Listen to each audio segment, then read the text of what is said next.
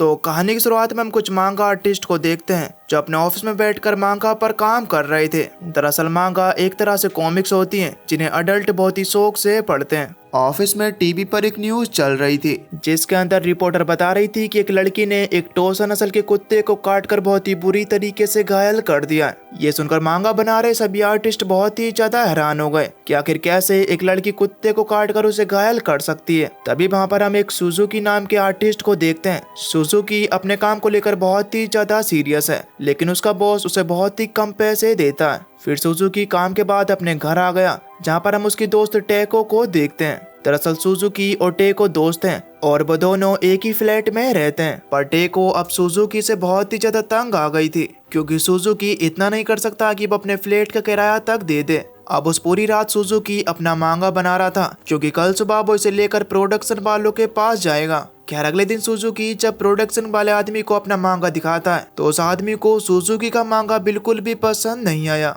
इसीलिए वो उसे मार्केट में लॉन्च करने से मना कर देता है। उसी रात टेको ने भी सुजुकी को उसके फ्लैट से बाहर निकाल दिया था, क्योंकि अब वो सुजुकी को और ज्यादा सहन नहीं कर सकती। वो सुजुकी से कह देती है कि तुम बिल्कुल भी स्पेशल नहीं हो और तुम अपनी जिंदगी में कुछ भी नहीं कर पाओगे। सुजुकी भी चुपचाप वहाँ से निकलकर सीधा रोड पर आकर बैठ जाता है। वो रोड पर इसीलिए आ गया क्योंकि उसके पास और कहीं जाने की बिल्कुल भी जगह नहीं थी। अगले दिन हमें एक न्यूज दिखाई जाती है जिसके अंदर रिपोर्टर बता रही थी कि पूरी सिटी में एक बहुत ही खतरनाक वायरस फैल गया है, जिस वायरस की वजह से लोग काफी ज्यादा एग्रेसिव हो रहे हैं। उधर सुजुकी भी अपने ऑफिस में काम कर रहा था, जहां वो देखता है कि उसके बॉस की आंखें काफी ज्यादा लाल हो गई हैं, पर वो अपने बॉस पर ज्यादा ध्यान नहीं देता। इसके बाद सुजुकी रात बिताने के लिए अपने एक दोस्त के घर रुकता है। आप तभी सुजुकी के पास टेको की कॉल आती है। वो सुजुकी से कहती है कि कल रात मैंने जो भी कुछ किया मुझे ऐसा नहीं करना चाहिए था, मुझे माफ कर दो। वो इतना कहती है कि तभी कॉल कट हो गई। खैर अब अगले दिन जैसे ही सुबह हुई तो सुजुकी तुरंत ही टेको के पास आ गया। वो गेट पर आकर काफी वक्त तक टेको को दरवाजा खोलने के लिए कहता है, पर टेको सुजुकी की बातों का कोई भी जवाब नहीं देती। ये देखकर सुजुकी ने जैसे दरवाजे के होल से अंदर देखा तो वो बिल्कुल हैरान रह गया, क्योंकि टेको बहुत ही ज्यादा अजीब बर्ताव कर रही थी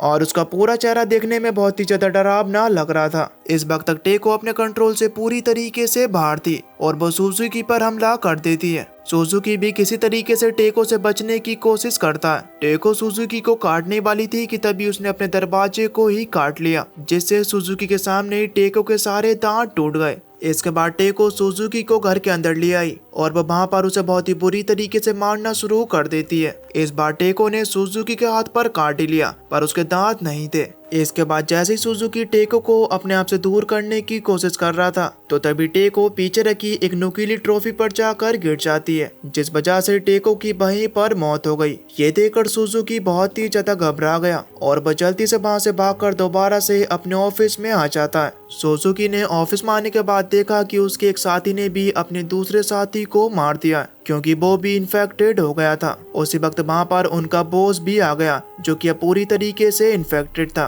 पर सुजुकी का बिना इन्फेक्टेड हुआ साथी उसे अपने बेसबॉल बैट से मार देता है। अब तभी हम देखते हैं कि वो भी इन्फेक्टेड हो गया, क्योंकि उसे भी उसके इन्फेक्टेड साथी ने काट लिया था। उसी वक्त अंदर से सुजुकी के साथ काम करने वाली एक और लड़की बाहर आती है और वो भी इन्फेक्टेड हो गई थी। सुजुकी उन दोनों से बचने के लिए किसी तरीके से जल्दी से अपने ऑफिस से बाहर आ जाता है। बाहर आकर सुजुकी ने देखा कि उसकी सिटी के लोग एक एक कर इन्फेक्टेड हो रहे हैं, जो आम इंसानों पर जंगली कुत्तों की तरह हमला कर रहा है। ऐसी सिचुएशन को देखकर सुजुकी बहुत ही ज्यादा घबरा गया और वो अपनी जान बचाने के लिए भागना शुरू कर देता है। थोड़ी देर भागने के बाद सुजुकी एक टैक्सी वाले के पास रुककर पीछे की सिचुएशन देखने लगा, क्योंकि पीछे इन्फेक्टेड लोग एक दूसरे पर हमला कर रहे थे। अब तभी सुजुकी और कुछ लोग अपनी जान बचाने के लिए उस टैक्सी में बैठकर वहां से निकल गए। रास्ते में जाते वक्त सुजुकी की नजर उस साइड वाली सीट पर बैठे आदमी पर जाती है, जिसके हाथ पर भी किसी इन्फेक्टेड के काटने का निशान था। इससे पहले कि सुजुकी कुछ कर पाता तभी वो आदमी पूरी तरीके से एक ज़ॉम्बी में बदल जाता है और वो सुजुकी पर हमला करने लगा। इसी बीच उस आदमी ने टैक्सी चला रहे ड्राइवर के हाथ पर भी काट लिया था, फिर वो आदमी सुजुकी को भी काटने वाला था कि तभी सुजुकी टैक्सी का दरवाजा खोल देता है और उस इन्फेक्टेड हुआ आदमी को नीचे गिराने की कोशिश करने लगता है। लेकिन उस इन्फेक्टेड आदमी के साथ साथ सुजुकी भी उस टैक्सी के साथ लटक गया था, क्योंकि वो इन्फेक्टेड आदमी सुजुकी को पकड़े हुए था। ये देखकर टैक्सी में बैठी वो लड़की भी उस इन्फेक्टेड आदमी को सुजुकी से दूर करने की कोशिश करने लगती है और कुछ ही वक्त में वो इन्फेक्टेड आदमी सुजुकी का पैर छोड़ देता है, जिसके बाद सुजुकी वापस से टैक्सी में आकर बैठ गया। पर उसकी मुश्किलें अभी टली नहीं थी, क्योंकि वो ड्राइवर भी अब इन्फेक्टेड हो गया था। ड्राइवर इन्फेक्टेड होने के बाद एक्सीलेटर को पूरी तरीके से दबा देता है, जिस वजह से उनकी टैक्सी बहुत ही ज्यादा स्पीड में चलना शुरू हो जाती है। इतनी स्पीड की वजह से उनकी टैक्सी आउट ऑफ कंट्रोल हो गई और उनका एक बहुत ही खतरनाक एक्सीडेंट हो गया। पर सुजुकी और वो लड़की उस एक्सीडेंट के बीच बच गए थे, बस उन्हें कुछ हल्की फुल्की चोटें आई थी। टैक्सी से बाहर आकर उन्होंने देखा कि उनकी टैक्सी के एक्सीडेंट होने की वजह से उनके पीछे आ रही सभी गाड़ियों का भी एक्सीडेंट हो गया था। ये देखकर दोनों बहुत ही ज्यादा हैरान रह गए। इस वक्त तक हमें पता चलता है कि जो लड़की सुजुकी के साथ थी उस लड़की का नाम हिरोमी है। वो दोनों फोन में कुछ न्यूज देखते हैं। न्यूज में उन्हें किसी ऊंचे पहाड़ पर जाने के लिए बोला जा रहा था, क्योंकि वहाँ पर इस वायरस का आना बिल्कुल ना के बराबर है और साथ ही जो कोई भी इस वायरस से इन्फेक्टेड हो गया है वो ऊंची जगह पर जाने से बिल्कुल नॉर्मल इंसान बन जाएगा। तभी सुजुकी अपने सामने माउंट फूजी देखता है जो उनसे कुछ ही दूरी पर था, इसलिए दोनों पैदल ही उसकी तरफ जाना शुरू कर देते हैं। क्या आज की रात बिताने के लिए दोनों एक घर के पास रुक गए। वहाँ पर हिरोमी सुजुकी से कहती है कि मुझे तुम्हारे साथ रहकर बहुत ही ज्यादा सेफ फील हुआ। हिरोमी की इस बात को सुनकर सुजुकी को अंदर से बहुत ही ज्यादा अच्छा लगा, क्योंकि पहली बार किसी लड़की ने उसकी तारीफ की थी। इसके बाद अगले दिन जब सुजुकी की आंख खुली तब उसने देखा कि हिरोमी की गर्दन पर किसी ने काटा हुआ है, इसलिए वो हिरोमी को देखकर थोड़ा घबरा गया। वो जल्दी से हिरोमी पर गन पॉइंट कर देता है। ये देखकर हिरोमी सुजुकी को बताती है कि मुझे एक छोटे बच्चे ने काट लिया था, अगर तुम चाहो तो मुझे जान से मार सकते हो। हिरोमी की ऐसी बातें सुनकर सुजुकी को उस पर तरस आ गया। फिर वो हिरोमी से वादा करता है कि मैं किसी भी हालत में तुम्हें सेफ रखूंगा और तुम्हें माउंट फूजी तक लेकर जाऊंगा, जहां पर जाकर तुम बिल्कुल ठीक हो जाओगी। इसके बाद वो दोबारा से चलना शुरू कर देते हैं। रास्ते में जाकर सुजुकी ने देखा कि हिरोमी की एक आंख पूरी तरीके से किसी ज़ॉम्बी की आंख जैसी हो गई है। ये देखकर हिरोमी भी सुजुकी को उसे अकेला छोड़कर वहां से जाने के लिए कहती है। अब सुजुकी भी ना चाहते हुए वहां से भाग जाता है। कुछ दूर भागने पर उसे एक आदमी मिला। जैसे ही सुजुकी मदद के लिए उसके पास गया तो वो देखता है कि वो आदमी इन्फेक्टेड है। अब तभी वो सुजुकी पर हमला कर देता है। वो सुजुकी को काटने वाला था कि तभी वहाँ पर हिरोमी भी आ गई और वो उस इन्फेक्टेड आदमी को दूर फेंक कर मारती है। दरअसल इस वायरस की वजह से हिरोमी में काफी ज्यादा पावर आ गई थी। हिरोमी सुजुकी के सामने उस इन्फेक्टेड आदमी के सर को उसके शरीर से अलग कर देती है। ये देखकर सुजुकी को बहुत ही ज्यादा अजीब लगा। अब क्योंकि हिरोमी का खुद पर कंट्रोल था, इसलिए सुजुकी हिरोमी को दोबारा से अपने साथ ले जाता है। अब उन्हें चलते चलते काफी दिन हो गए थे। एक दिन वो चलते हुए माउंट फूजी के पार्क तक पहुंच गए, जहां पर बहुत सारी दुकानें भी थी। सुजुकी हिरोमी को लेकर एक दुकान में चला गया। तभी सुजुकी को वहां पर पड़ी एक जैकेट पसंद आ गई। सुजुकी जल्दी से उसे पहन लेता है। तभी अचानक ही उसकी नजर अपने पीछे खड़े एक इन्फेक्टेड आदमी पर जाती है, जो धीरे धीरे उसकी तरफ बढ़ रहा था। सुजुकी उस इन्फेक्टेड आदमी से लड़ने के लिए हिरोमी की मदद लेने की कोशिश करता है, पर हिरोमी सो रही थी। अब वो इन्फेक्टेड आदमी सुजुकी पर हमला कर उसे काटने वाला था कि तभी एक मास्क पहनी लड़की आकर उस इन्फेक्टेड आदमी को मार देती है, जिससे सुजुकी की जान बच गई। उसी वक्त वहाँ पर कुछ और लड़के भी आ गए। उन्हें तो सुजुकी बिल्कुल नॉर्मल लगा, लेकिन उन्हें हिरोमी पर शक हो रहा था, इसीलिए उन लोगों में से एक लड़का हिरोमी को जगाकर उसकी आंख देखने की कोशिश कर रहा था। तभी उसके साथ वाला लड़का उससे कहता है कि वायरस से इन्फेक्टेड हुए लोग कभी भी सोते नहीं है। ये सुनकर वो लड़का हिरोमी से दूर हो गया। इसके बाद जब वो सभी लोग वहाँ से जा रहे थे, उसी वक्त सुजुकी भी हिरोमी को लेकर उनके साथ जाने लगा। पर तभी बाहर बहुत सारे इन्फेक्टेड लोग उन पर हमला कर देते हैं। कुछ लोगों को तो उन इन्फेक्टेड लोगों ने काट भी लिया था, पर ये सभी लोग किसी तरीके से उनसे बचने की कोशिश कर रहे थे। उसी वक्त हम बिल्डिंग पर और भी बहुत सारे बिना इन्फेक्टेड हुए लोगों को देखते हैं। वो ऊपर से शोर मचाना शुरू कर देते हैं, जिस वजह से सभी ज़ॉम्बीज उनकी तरफ अट्रैक्ट हो गए। इस मौके का फायदा उठाकर बाकी के सभी लोग उन ज़ॉम्बीज से बचकर सीढ़ियों पर होते हुए बिल्डिंग के ऊपर आ गए। सुजुकी भी हिरोमी को अपने कंधे पर बैठाकर बिल्डिंग बिल्डिंग के ऊपर ले आया। उसने हिरोमी की आंख पर एक पट्टी बांध ली थी ताकि कोई भी हिरोमी की आंख ना देख पाए। फिर उस ग्रुप का लीडर लूरा सुजुकी और हिरोमी को अपने ग्रुप में शामिल करने की परमिशन दे देता है। ये देखकर सुजुकी काफी ज्यादा खुश हो गया क्योंकि अभी वो इस जगह पर बिल्कुल सेफ है। उसी रात सुजुकी एक लड़की के पास बैठा था। वो लड़की सुजुकी से हिरोमी के बारे में पूछती है, जिस पर सुजुकी उसे बताता है कि हिरोमी तो मुझे रास्ते में मिली थी, इसलिए मैं उसे भी अपने साथ ले आया। सुजुकी की बातें सुनकर वो लड़की बहुत ही ज्यादा हैरान रह गई। वो सुजुकी की तारीफ करते हुए उससे कहती है कि ऐसे वक्त में कोई भी किसी की मदद नहीं करता। तुम अच्छे इंसान हो जो तुमने हिरोमी की मदद की। अगले दिन जब सुजुकी ने बिल्डिंग से नीचे देखा तो वो देखता है कि एक ज़ॉम्बी बहुत ही बड़ी बड़ी जंप लगा रहा है। उसी वक्त सुजुकी के पास एक आदमी आया। वो सुजुकी को बताता है कि ये लड़का पास ही के हाई स्कूल में एक एथलीट है। दरअसल जो लोग भी इन्फेक्टेड होकर ज़ॉम्बी बन गए थे वो सभी अपनी पुरानी यादों में जी रहे हैं। यानी कि अगर किसी लड़की को शॉपिंग करना पसंद है तो वो सिर्फ शॉपिंग करती ही रहेगी। सुजुकी को ये सुनकर काफी ज्यादा हैरानी हुई। इसके बाद लूरा अपने सभी खास लड़कों के साथ एक मीटिंग करता है जिसमें उसने सुजुकी को भी शामिल कर लिया था। दरअसल वो सभी कुछ ही वक्त में खाना इकट्ठा करने के लिए नीचे जाने वाले हैं क्योंकि उनके पास सिर्फ एक ही दिन का खाना बचा हुआ है, इसलिए उन्हें खाना लेने के लिए जाना ही पड़ेगा। अब तभी लूरा की नजर सुजुकी की गन पर जाती है। लूरा पहले तो सुजुकी से उसकी गन मांगता है, लेकिन सुजुकी ने लूरा को अपनी गन देने से साफ इनकार कर दिया। ये देखकर लूरा को बहुत ही ज्यादा गुस्सा आ जाता है और वो अपने कैंप से बाहर आकर हिरोमी को टॉर्चर करके उसे जान से मार देने की धमकी देता है। तभी सुजुकी ने भी लूरा को गन पॉइंट पर ले लिया। उधर हिरोमी को लूरा के कुछ लोग पकड़ लेते हैं, पर हिरोमी उन्हें एक एक कर मारना शुरू कर देती है। उसी वक्त हिरोमी की आंख से पट्टी भी उतर गई। उसकी आंख देखकर सभी को पता चल जाता है कि हिरोमी भी इन्फेक्टेड है। अब तभी लूरा ने भी अपनी बो का ट्रिगर दबा दिया और उसका एरो आकर सीधा हिरोमी के सर में लग जाता है, जिस वजह से हिरोमी वहीं पर गिर गई। फिर लूरा और उसका आदमी भी सुजुकी से उसकी शॉर्ट गन छीन लेते हैं। इसके बाद वो सुजुकी को बहुत ही ज्यादा मारते हैं क्योंकि वो अपने साथ एक इन्फेक्टेड लड़की को लेकर आया था। अब क्योंकि लूरा के एक आदमी सांगो के पास वो शॉर्ट गन थी, इसलिए वो इस मौके का फायदा उठाकर उस शॉर्ट गन से लूरा को डराकर उससे कहने लगता है कि अब से मैं ही लीडर हूँ। उसके हाथ में गन देकर बाकी सभी लोग भी सांगो को अपने लीडर मान लेते हैं। दूसरी तरफ हिरोमी सुजुकी की मौत से काफी ज्यादा दुखी था। तभी उसके पास वही लड़की आती है जो कल रात उससे बात कर रही थी। हमें पता चलता है कि इस लड़की का नाम याबू है। याबू सुजुकी के पास आकर उसे हिरोमी के पास ले आई जो अभी भी जिंदा थी। दरअसल याबू एक नर्स थी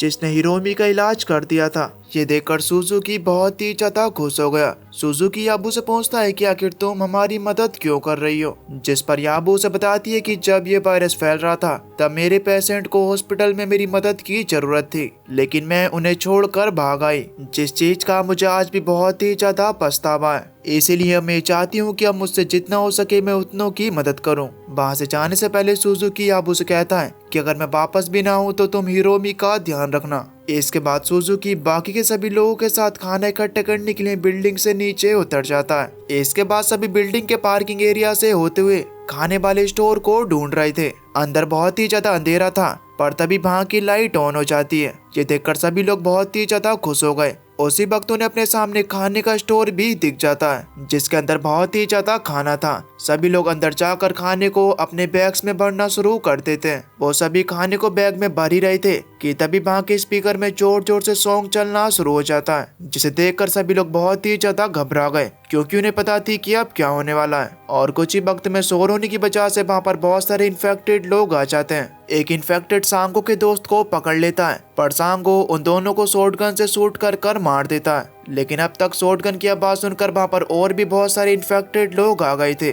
जिन्हें देखकर सांगो और उसके लोग भागना शुरू कर देते हैं। पर वो इन्फेक्टेड लोग इतने ज्यादा थे कि वो एक एक कर सांगो के दोस्तों को मार रहे थे। दरअसल ये सब लूरा कर रहा था क्योंकि वो सांगो से अपना बदला लेना चाहता था। उसने पहले ही कंट्रोल रूम में जाकर स्पीकर को ऑन कर दिया था, जिस वजह से वहाँ पर ज़ॉम्बीज़ आ गए। इधर सुजुकी ज़ॉम्बी से बचने के लिए एक छोटे से कैबिन में चला गया। दूसरी तरफ हम उसी एथलीट ज़ॉम्बी को देखते हैं। वो एक बहुत ही बड़ी जंप लगाकर बिल्डिंग के ऊपर तक पहुंच जाता है जहाँ पर बाकी के बचे हुए लोग थे। वो इन्फेक्टेड उन लोगों को एक एक कर मारना शुरू कर देता है। दूसरी तरफ बिल्डिंग के अंदर इन्फेक्टेड लोगों के ग्रुप ने सांगो को भी मौत के घाट उतार दिया। उधर सुजुकी जब कैबिन के अंदर छुपा हुआ था तभी उसने देखा कि कैबिन के बाहर बहुत सारे इन्फेक्टेड लोग घूम रहे हैं और बाहर एक बोकी टोकी पड़ा है, जिस बोकी टोकी से याबू नीचे आए लोगों से मदद मांगने की कोशिश कर रही थी क्योंकि ऊपर उस ज़ॉम्बी ने सभी लोगों को इन्फेक्टेड कर दिया था। पर याबू और हिरोमी अभी भी उससे बचकर किसी तरह से एक जगह पर छुपी हुई थी।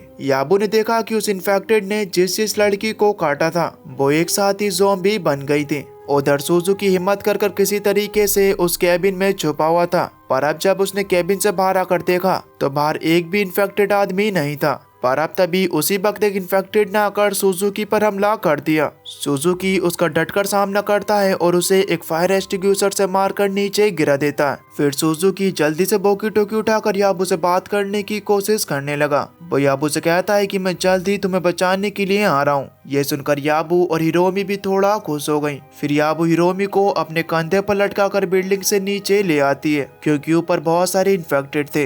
याबू अब सुजुकी को ढूंढ रही थी। उसे सुजुकी तो नहीं मिला पर उसे लोरा जरूर मिल गया। लोरा याबू को अपने पास रखी चाबी दिखाते हुए कहता है कि मेरे पास एक गाड़ी है, हम उसे लेकर यहाँ से भाग जाएंगे। वो ये सब बोल ही रहा था कि तभी हम देख पाते हैं कि वो भी इन्फेक्टेड है। दरअसल उसे भी किसी इन्फेक्टेड ने काट लिया था। अब क्योंकि लोरा इन्फेक्टेड हो गया था इसीलिए वो याबू और हिरोमी को मारने के लिए उनके पीछे भागना शुरू कर देता है। याबू भी उससे बचकर किसी तरीके से भाग रही थी, पर अब तभी याबू के सामने सुजुकी अपनी शॉटगन लेकर आ गया और वो उसी वक्त लोरा को अपनी शॉटगन से मार देता है। याबू सुजुकी को अपने सामने देखकर बहुत ही ज्यादा खुश हो जाती है। अब तभी उसी वक्त उनकी कम्युनिटी का एक और लड़का उनके पास आ जाता है जो अभी तक इन्फेक्टेड नहीं हुआ था। इसके बाद ये सभी एक साथ आगे बढ़ना शुरू करते हैं। थोड़ा दूर जाने के बाद उनकी नजर एक आदमी पर पड़ती है जो कि इन्फेक्टेड लोगों से बचते हुए उनकी तरफ भागता हुआ आ रहा था। सुजुकी और बाकी के लोग भी भागना शुरू कर देते हैं क्योंकि उनकी तरफ बहुत सारे इन्फेक्टेड आ रहे थे। जैसे ही वो सभी थोड़ा आगे गए तब आगे भी उन्होंने देखा कि वहाँ पर भी बहुत सारे इन्फेक्टेड उनकी तरफ ही आ रहा है। उन्हें देखकर सुजुकी हिरोमी को एक जगह पर बैठाकर खुद उन इन्फेक्टेड को एक कर अपनी शॉटगन से मारना शुरू कर देता है। सुजुकी को उन इन्फेक्टेड लोगों का सामना करते हुए देखकर बाकी के लोग भी इन्फेक्टेड लोगों को मारने लगे और देखते ही देखते वो कुछ ही वक्त में बहुत सारे इन्फेक्टेड लोगों को मार देते हैं। पर अभी भी वो सारे इन्फेक्टेड लोग खत्म नहीं हुए थे। इसी काटपीट के बीच में सुजुकी के साथ वाले लोग भी मारे जाते हैं, पर याबू अभी भी इन्फेक्टेड लोगों का डटकर सामना कर रही थी। इन्फेक्टेड को मारते हुए सुजुकी और याबू बहुत ही ज्यादा थक गए, इसीलिए वो हिरोमी के पास आकर बैठ जाते हैं। सुजुकी ने जैसे हिरोमी को देखा तो उसके अंदर एक बार फिर से उसे बचाने की उम्मीद जाग गई, इसलिए वो दोबारा से उन इन्फेक्टेड लोगों को मारना शुरू कर देता है और एक एक कर सभी इन्फेक्टेड को अपनी शॉटगन से उड़ा देता है। उन सभी को मारने के बाद सुजुकी और याबू बहुत ही ज्यादा खुश हो जाते हैं,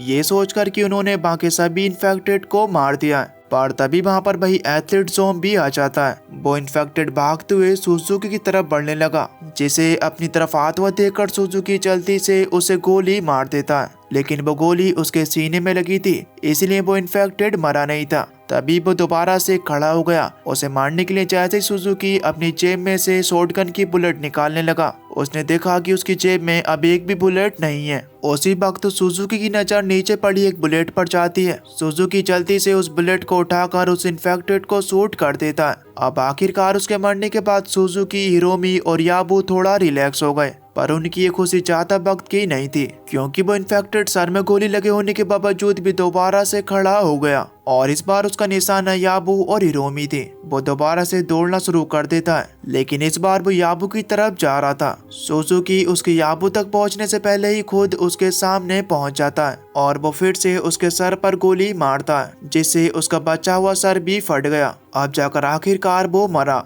खैर अब इसके बाद वो तीनों एक गाड़ी लेकर माउंट फूजी की तरफ निकल जाते हैं और तीनों एक दूसरे के साथ बहुत ही ज्यादा खुश थे। और बस दोस्तों, इसी के साथ ये मूवी यहीं पर खत्म हो जाती है।